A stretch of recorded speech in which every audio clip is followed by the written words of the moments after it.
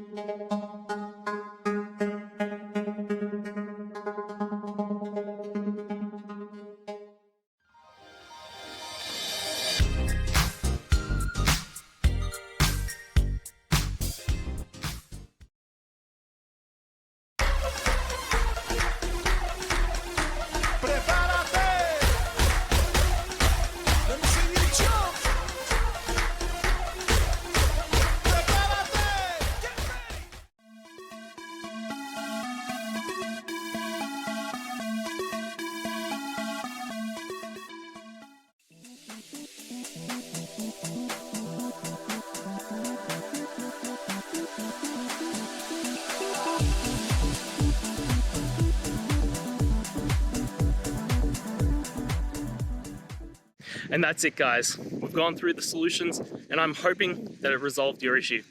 If it did, please hit the subscribe button, I'd really appreciate it. And until next time, I hope you have a good one. Cheers.